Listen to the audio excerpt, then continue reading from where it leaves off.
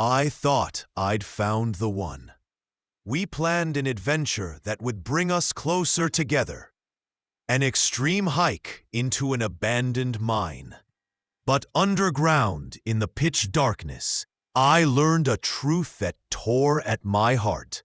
She was hiding another man, and the collapse in the mine trapped us all together, face to face with her lies.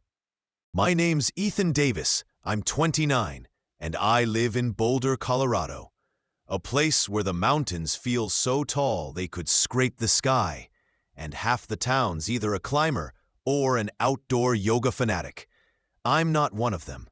My world's server rooms with blinking lights, where I work as an IT manager, fixing systems and writing code to keep everything running smoothly. My downtown apartment's small, but cozy, with a view of the Flatirons, though I rarely take time to soak it in. On Fridays, I meet up with friends at a local bar, sipping craft beer and arguing over which NFL team's gonna win this season. My mom, who lives in Denver, always says I'm too serious for my age, and maybe she's got a point. I like order, predictability, plans that don't fall apart. At least, that's how things were, until Katelyn Wilson walked into my life. It all started 6 months ago, in April, at a housewarming party for my buddy Mike. His new place in Boulder's suburbs was packed. Coworkers, friends, neighbors. I was standing by the kitchen island, nursing an IPA, feeling a bit out of place in the noisy crowd. Then I saw her. Katelyn was by the fireplace in the living room, holding a glass of red wine. Her chestnut hair, slightly wavy, caught the firelight, and her laugh was so bright and infectious that I smiled, without even knowing what she was talking about. She wore a simple black dress, but looked like she'd stepped off a magazine cover. I'm not the type to just walk up to a stranger, but something pushed me forward that night. I introduced myself, and we got to talking. She told me she's a graphic designer at a local marketing firm, loves hiking, and dreams of a round-the-world trip starting in New Zealand. Me, a guy whose idea of adventure is installing a new Linux distro or binging Game of Thrones, I was hooked. She spoke with such passion that even her story about getting lost in the mountains sounded like an epic saga. We swapped numbers, and I texted her the next day. Rare for me, since I usually wait a couple days to not seem pushy. But with Katelyn, I didn't want to play those games. Our first date was at The Cup, a cafe downtown. I ordered black coffee. She got mint tea. We sat by the window, watching people pass by, talking about everything. Her love for watercolor painting, my habit of tearing apart old computers for parts. I noticed how she twirled a strand of hair when she was nervous, and how her green eyes lit up when she talked about something that mattered to her. That night, I knew I wanted to see her again, and again, and again. A month later, we were practically inseparable. I introduced her to my friends at a barbecue at Ryan's, my best friend from college. Everyone loved Katelyn. She fit right in, cracking jokes and even convincing Ryan to try her vegan grill sauce. Ryan, who's usually skeptical about my girlfriends, pulled me aside and said, "Bro, I think you finally found the one." Even my sister Lindsay, who lives in Fort Collins and rarely approves of my choices, met Katelyn over dinner and texted me later. "She's cool. Don't screw this up." 3 months after we met, Katelyn suggested moving in together. It caught me off guard. I was used to my orderly life, everything under control, and the idea of living together felt like stepping into the unknown. Ryan, when I told him my doubts, was blunt. 3 months, Ethan? That's way too fast. You barely know her.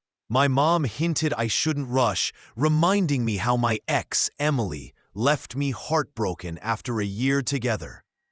But Katelyn was convincing. Her lease was up.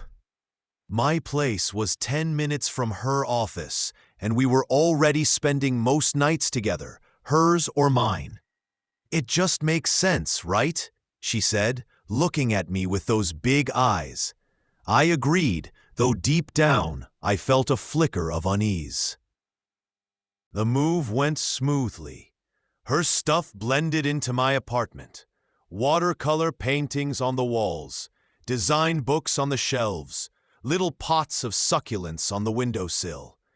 She even bought a new coffee table, wooden with carved patterns, saying it added warmth. Those first weeks were like a dream. We cooked pesto pasta, argued over watching Star Trek or Stranger Things, and even tried morning yoga at her insistence. I felt ridiculous attempting downward dog. But her laugh made it bearable. She taught me how to make smoothies, and I showed her how to optimize her laptop. Everything seemed perfect. But a couple weeks in, things shifted. Katelyn started staying late at work. At first, it was once a week, then twice, then almost every night. She'd come home around 9 or 10, looking tired but with this odd spark in her eyes, like something was exciting her. When I asked about her day, she'd brush it off. Oh, just a ton of deadlines, nothing special. Her answers were vague, missing the details she used to share. I noticed her phone became her constant companion. She'd take it to the bathroom, which she never did before. One night, as we sat on the couch, she got a text and smiled at her screen. I asked what was funny, but she changed the subject, rambling about a new work project. Then there was Nathan. His name started popping up in her stories more and more. Nathan Clark, her coworker, was a guide at their company, leading outdoor trips for corporate clients. Katelyn called him a super pro who knew every trail in Colorado. She mentioned how he helped her with a client presentation, how they went on a team-building trip together. At first, I didn't think much of it. I have close work friends too. But something in her tone, the way her eyes lit up when she talked about him, put me on edge. One night over dinner, I asked who this Nathan guy was, trying to sound casual. She laughed, called him just a work friend, and quickly steered the conversation to my latest work project. I pushed my doubts aside, but they started piling up like dust in the corners. Another red flag was her phone habits. She started placing it face down, which she never did before. One time, I saw her lock her screen fast when I walked into the room. I'm not the type to snoop, but her secrecy was getting under my skin. When I asked why she was always checking her phone, she said it was work chats and went to make tea. I felt something was off, but didn't want to be the jealous guy making a scene over nothing. Maybe it's just work stress, I told myself. Maybe I'm overthinking. Katelyn was always obsessed with adventure. She could talk for hours about her hikes in the Rockies, camping under the stars, or the time she saw a bear on a trail and nearly died of excitement. Me, a guy whose idea of nature is a walk in Chautauqua Park, I listened in awe but had no urge to join her. But in early October, she got fixated on exploring an abandoned mine in Gold Hill, an hour from Boulder. "It's like time travel, Ethan," she said, showing me articles about the 19th century gold rush. Dark tunnels, old rails, stories of miners chasing riches. It'll be epic. I wasn't thrilled. Dusty, dark caves with low ceilings sounded like a nightmare for my inner claustrophobe. But her enthusiasm was infectious. She found a tour through her company, and, of course, Nathan was the guide. I felt a stab of jealousy, but decided this was my chance to prove to her and myself that I could be spontaneous. Instead of just agreeing, I secretly booked 2 spots in the group, planning to surprise her. I wanted to see her eyes light up when she saw me show up for her adventure. I even checked with her friend Sarah to make sure Katelyn had no other plans that weekend. Sarah said it was all clear. We met at the mine's entrance, a rickety wooden portal surrounded by pines, with rusty danger signs. The group was small: me, Katelyn, Nathan, and 2 tourists, a guy named Jake and a girl named Mia, who looked as unprepared as I felt. Katelyn gasped when she saw me, but her smile wasn't as warm as I'd hoped. "Ethan, what are you doing here?" she asked, her voice tinged with tension. I joked that I couldn't miss her epic adventure, but I caught her quick glance at Nathan. He was tall, with a short beard and a confident smile that instantly rubbed me the wrong way. He shook my hand too hard and said, "Glad you're here, Ethan. Gonna be fun." I noticed Katelyn pull away from me slightly as we put on helmets with headlamps. Nathan gave instructions, explaining safety rules and the mine's history. His voice was calm, but I couldn't shake the feeling he was avoiding my eyes. Katelyn, on the other hand, was overly chatty, asking Nathan questions about the mine like she was trying to fill the silence. I chalked it up to nerves. Maybe she's just worried about me, I thought. Maybe she knows I'm out of my element. We descended into the mine down a creaky wooden ladder. The air was cold and heavy, smelling of damp and metal. The tunnels were narrow, with low ceilings that forced us to hunch. The walls were lined with cracked wooden beams, and gravel crunched underfoot. My headlamp lit the way, but the darkness on either side felt alive, ready to swallow us. Nathan led, talking about miners who worked here in the 1880s, some lost in collapses, never finding gold. His stories were meant to set the mood, but they just made my nerves worse. Katelyn stayed closer to Nathan than to me. She asked questions, laughed at his jokes, while I trailed behind, trying not to trip. I saw Nathan adjust her helmet, his hand lingering on her shoulder a bit too long. She smiled, and that moment stuck in my head like a splinter. I told myself it was nothing. They work together. They're friends. But the doubts I'd buried for weeks were growing darker. An hour in, we reached a large chamber with stone pillars holding up the ceiling. Old rails, once used for ore carts, stretched into a tunnel. Nathan suggested a break, and we spread out. I wandered to a wall to snap pics of rusty carts, hoping to distract myself. Katelyn and Nathan stayed by the chamber's entrance, talking quietly. I couldn't hear them, but I saw her lean toward him, touching his elbow. My gut screamed something was wrong, but I pushed it down. I didn't want to be paranoid. Then came a low rumble. At first, I thought it was our footsteps echoing, but it grew into a roar that froze my blood. The ground shook, and rocks fell from the ceiling. Nathan yelled, "Get down!" but his voice was drowned out by the noise. I hit the floor, covering my head as part of the ceiling caved in ahead of us. Dust filled the air, choking my lungs. I coughed, scrambling to find Katelyn in the dark. My headlamp flickered and died, leaving me in pitch black. When the dust settled, we were cut off from the exit.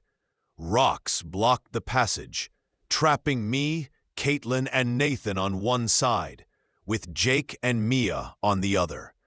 Their voices came faintly, panicked. Nathan, coughing, said he knew a backup exit 2 kilometers ahead, but we had to move fast before more collapsed. I looked at Katelyn. She was clinging to Nathan's arm, her eyes wide with fear. Something inside me cracked. It wasn't just fear for her. It was deeper, darker, like a premonition of betrayal. We moved through a narrow tunnel, guided by Nathan's lone headlamp. Rocks crunched underfoot, and every sound felt like a warning of another collapse. Katelyn stayed closer to Nathan than me, her hand brushing his like she sought his protection. I couldn't ignore it anymore. Her touch, her distance, it confirmed the doubts I'd tried to bury. I had to do something. We stopped in a tight spot to catch our breath. Katelyn left her backpack open, and I saw her phone on top. I knew it was wrong, but desperation took over. While she was turned, talking to Nathan, I grabbed it and typed her laptop password. To my shock, it worked. The screen lit up, showing a chain of texts from Nathan. The first, sent yesterday. Can't wait for our night in the mine. Our little secret. The next, Ethan won't suspect a thing. He's too trusting. I scrolled, my heart sinking. A photo. Katelyn and Nathan, hugging against the Rockies, taken 2 weeks ago when she was supposedly on a work trip. Another text from her. You make my life brighter. My head pounded. I looked up. Katelyn and Nathan were staring at me. Her face went pale when she saw the phone. Her lips moved, but no words came. I held up the screen, silent. Nathan stepped back, like he expected a punch. I asked, keeping my voice steady, "How long's this been going on?" Katelyn said nothing, her eyes filling with tears. Nathan mumbled something about it just happening, but I tuned him out. All I felt was emptiness, like the tunnel around me got darker. I tossed the phone back into her bag. Katelyn tried to speak, but I cut her off, raising a hand. "Not now," I said, my voice sounding foreign. I turned and walked ahead, not looking at them. Nathan shouted we had to move, and we continued in dead silence. I felt their eyes on my back, but I didn't care. Everything I thought I knew was a lie. The tunnel shook again, and another collapse forced us to run. Rocks fell, one missing my shoulder by inches. We stumbled through the dark until Nathan yelled to stop. We were in a small chamber where the tunnel split in two. Nathan, panting, said the right path led to the backup exit, but it looked narrow and unstable with cracked walls. I glanced at the left tunnel, wider but unknown. I tossed the phone back into her bag. Katelyn tried to speak, but I cut her off, raising a hand. "Not now," I said, my voice sounding foreign. I turned and walked ahead, not looking at them. Nathan shouted we had to move, and we continued in dead silence. I felt their eyes on my back, but I didn't care. Everything I thought I knew was a lie. The tunnel shook again, and another collapse forced us to run. Rocks fell, one missing my shoulder by inches. We stumbled through the dark until Nathan yelled to stop. We were in a small chamber where the tunnel split in two. Nathan, panting, said the right path led to the backup exit, but it looked narrow and unstable with cracked walls.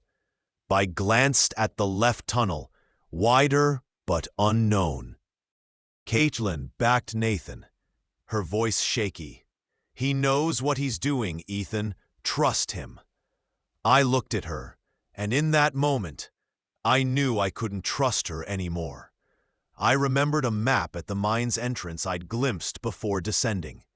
The left tunnel led to an old ventilation shaft, possibly closer to the surface. I insisted on it, saying the right path was too risky. Nathan argued he knew the route. We bickered until another rumble cut us off. Rocks fell, and I shouted, "I'm going left. Who's with me?" To my surprise, Katelyn followed me. Nathan stood there, muttering we were wrong. He turned and headed right, giving Katelyn one last look. We went left, and I felt her trying to stay close, but I didn't look at her. My head was full of questions. Why'd she choose me? Guilt? Something else? But I didn't want to talk. Not yet. The left tunnel was the right call. Half an hour later, we saw faint light ahead, a surface exit. We scrambled out into cold mountain air, gasping with exhaustion and relief. But Nathan didn't show. Katelyn panicked, begging to go back for him. I refused, not out of spite, but because the tunnel looked ready to collapse. I pulled out my phone, got a weak signal, and called rescue. Katelyn sat on a rock, head in hands, whispering his name. I watched her, wanting to scream. Not about Nathan, about what she did to me. Rescue arrived 3 hours later. They found Nathan in the right tunnel, alive but banged up, broken legs and ribs. He'd been caught in a small collapse, but held on until they got him out. Katelyn went with him to the hospital, and I drove back to Boulder alone. In the car, I knew it was over. Not just the mine. Us.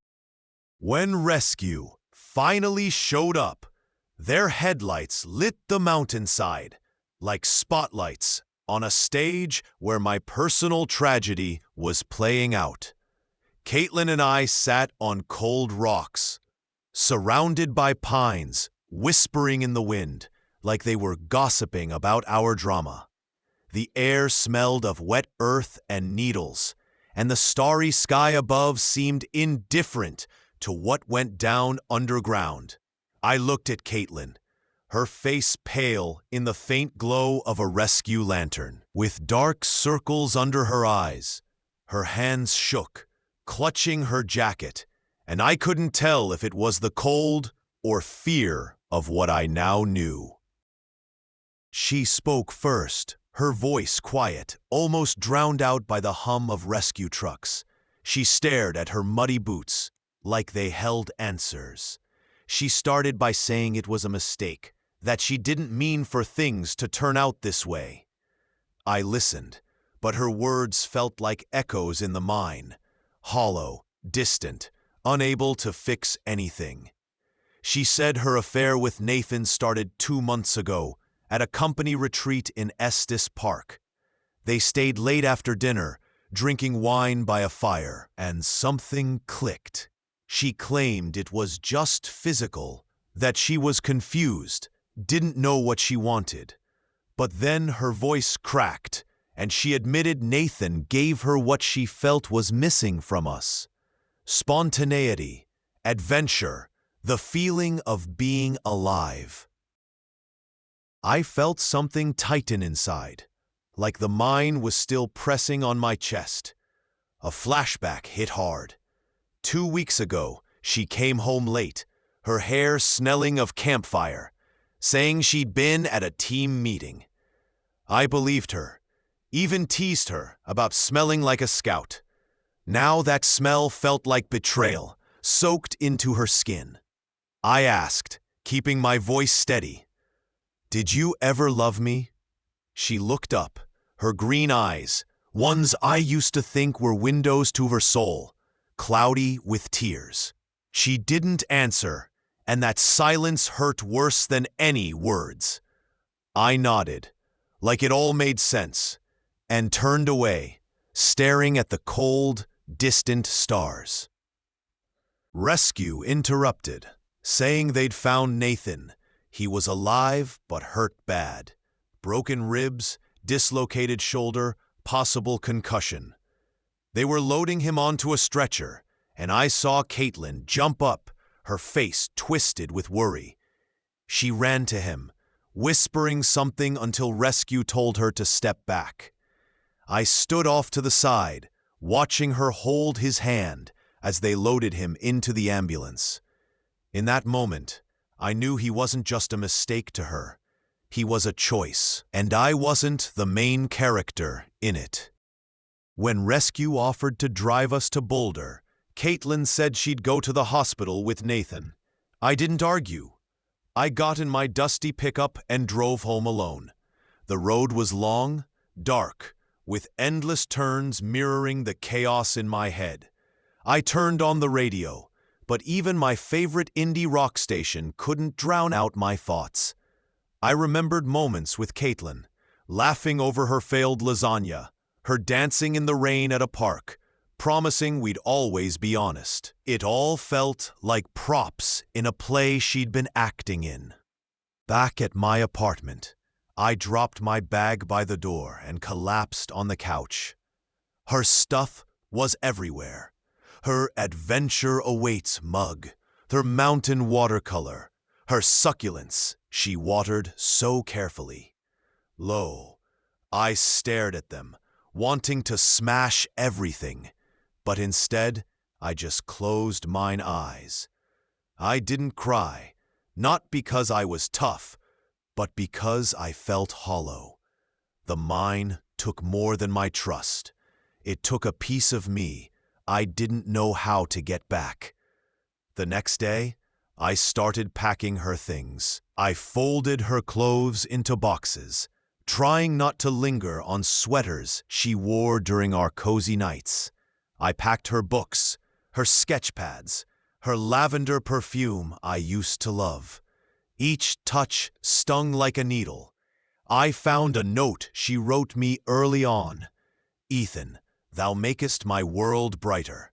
I crumpled it and tossed it in the trash, but it didn't help. The pain stayed. I texted her, short and cold. "Your stuff's in boxes by the door. Pick it up when you're ready." She replied fast, a long text full of apologies and promises to talk, but I didn't respond. I didn't want to hear her voice or see her face. I wanted her gone from my life, like the dust settling after the collapse. A week after the mine, I still saw dark tunnels and heard falling rocks every time I closed my eyes. I started waking up at night, gasping, feeling like the ceiling was about to crush me. My therapist, Dr. Carter, a woman with a soft voice and a habit of adjusting her glasses, said it was PTSD, not just from the collapse, but from the betrayal. "You took a double hit, Ethan," she said. "Physical danger and emotional devastation. Give yourself time." But time seemed to make the pain sharper. Katelyn didn't give up. She called daily, left voicemails I deleted without listening. But one, late at night when I couldn't sleep, I played. Her voice trembled. "Ethan, I know I messed up, but the mine, it was a sign. I realized how much I love you. Please, give me a chance." She talked about fate, how we were meant to be, how the collapse was her wake-up call. I shut off my phone, anger mixing with exhaustion. It wasn't a wake-up call. It was manipulation. Her trying to rewrite a story where she's the victim, not the liar who broke my heart. A few days later, she showed up at my door. I was home, making coffee, when I heard a knock. Through the peephole, I saw her, in an old jacket, holding a bouquet of daisies, my favorite flower. Her hair was messy, eyes red, like she'd cried all night. She left the flowers and an envelope by the door, and walked away without knocking again. I waited until her footsteps faded, then picked up the envelope. Inside was a handwritten letter, her neat script. "Ethan, the mine showed me life's fragile. I made a mistake, but I believe we're tied by fate. We can start over. I won't give up." She wrote about a cosmic bond, how the collapse was a cleansing for us. It wasn't just weird, it was creepy. A chill ran down my spine. This wasn't the Katelyn I knew. Or maybe I never knew her at all. I showed the letter to Ryan when he came over with pizza and beer to snap me out of my funk. He read it, frowned, and said, "Ethan, this ain't normal. She's trying to mess with thy head. Thou gotta cut this off." He mentioned hearing from mutual friends that Katelyn was telling people I abandoned her in the mine when she was in danger. She said I refused to look for Nathan, that I was selfish, only thinking of myself. It was a lie, but I noticed some friends acting weird. At work, a coworker, Josh, awkwardly asked, "Hey, is it true thou left thy girl in that mine?" I explained it was nonsense, but the sting lingered. Her words were poisoning my life, like dust still settling in my lungs from the mine. I decided to act. Ryan hooked me up with his lawyer friend, Matt, who helped draft a cease contact letter. Matt was blunt. "If she keeps this up, it could be stalking. Send this officially, by mail, and save all her messages." I followed his advice, and the letter went out. For a few days it was quiet, and I thought she'd backed off. I was wrong. The biggest twist came 2 weeks after the collapse. I got an Instagram DM from a girl named Madison Keller. "Ethan, I'm Nathan's girlfriend. We need to talk." I reread it 3 times, thinking it was a mistake. Nathan? A girlfriend? I replied, and we met at Ozo Coffee downtown. When I walked in, I spotted her. Tall, short blonde hair, denim jacket, nervously shredding a napkin. I sat across from her, and she started talking, her voice calm, but laced with pain. Madison said she'd been with Nathan for 2 years. She found out about his affair with Katelyn while he was in the hospital. His phone was with her, and she saw texts, photos, even a video of them laughing, hugging, kissing against mountains. "I thought I was losing it," she said, her eyes glistening. "He told me Katelyn was just a coworker. Then I found this." She showed me a screenshot of a text from Katelyn. "I want this to never end." Sent the day before the mine trip. My anger flared again, not just at Katelyn, but at Nathan, who'd lied to both me and Madison. We compared stories, and it all lined up. Katelyn and Nathan had been sneaking around for months, planning trips to cover their tracks.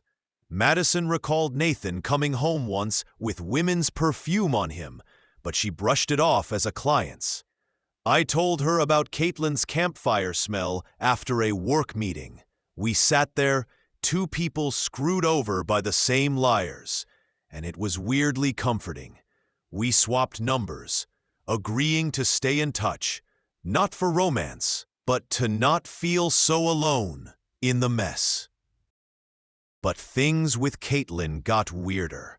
A couple days after meeting Madison, I found a box at my door. Inside was Into the Wild, a book I'd told Katelyn was a favorite, and a note. "Ethan, this is a reminder of who you are.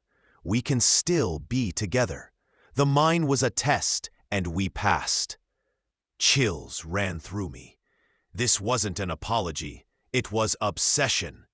I called Ryan, and he insisted I get a door camera in case she came back. I did, and the next day, It caught her leaving another note. "You can't deny our bond. I know you feel it." I showed it to Matt, who said it was serious. We started prepping for a possible restraining order. Meanwhile, I heard from Emma that Katelyn was telling friends the mind changed her, that she now saw things differently. She claimed the collapse was a sign from above, that we were soul-bound. It sounded unhinged, but some friends, not knowing the full story, started sympathizing with her. I felt her lies spreading like a virus, so I told Emma and a few close friends the truth to stop the rumors. It was humiliating, admitting I'd been played, but I didn't want her version to win. The scariest moment came at the end of the month. I got home late after dinner with Ryan and saw light in my window. I lived alone. It should have been off. I went in, phone ready to call cops, and found a note on the kitchen table from Katelyn. "I was here to remind you of us." She'd gotten into my apartment. I didn't know how, since I'd changed the locks after giving her stuff back. I called the police, who confirmed it was a break-in. My door camera showed her using a spare key I'd given her and forgotten to take back. I filed a report, and the cops contacted her, warning her of consequences. After that, she vanished from my life, at least for a while. A month's passed since the mine. I'm seeing a therapist to deal with the betrayal and nightmares, where I'm still wandering dark tunnels, hearing rocks fall. My therapist says it's normal to process trauma from both the collapse and the lies. Katelyn stopped reaching out, but I heard from Emma she moved to her parents in Oregon. Rumor is she's in therapy, trying to figure herself out. I hope that's true, but I don't care anymore. Nathan, per Madison, is recovering slowly, but his guiding career's likely done. He's got coordination issues and is in rehab. Madison's staying with him, but told me she's not sure she can forgive him. I get her struggle. I don't know how to move on either. My coworker Sophia, seeing me withdraw, set me up with a girl named Abby. She's a photographer for local magazines, shooting Colorado landscapes. We grabbed coffee, then went for a park walk, and I caught myself laughing for the first time in ages. Abby's straightforward, honest, with a sarcastic humor I vibe with. I haven't told her the whole story yet, but I will if things get serious. But Katelyn must have heard about Abby. Maybe a mutual friend spilled, or she saw something online, though I blocked her everywhere. She started messaging again, long frantic texts about me betraying our fate, saying Abby won't get me like she does. She claimed the mine bound us forever, that we're meant to be. I didn't reply, but saved everything in case I need to go to the cops.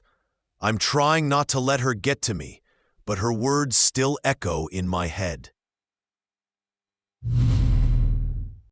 For now, I'm taking it day by day. The mind taught me that truth, even when it hurts, beats living a lie. I've started hiking, not for Katelyn, but for me. I climbed the San Ysidro Trail recently, one she always raved about. Standing at the top, looking at the mountains, I felt free for the first time in a while. The mountains help clear my head, bring peace. Abby doesn't know the full story yet, but I feel like I can trust her. She doesn't push, doesn't demand answers, and that's what I need right now. I don't want to drag my past into something new, but I also don't want to be blind like before. I'm paying attention now, to people, to my gut, to the signs I used to miss. What would thou do in my shoes? Drop thy thoughts in the comments.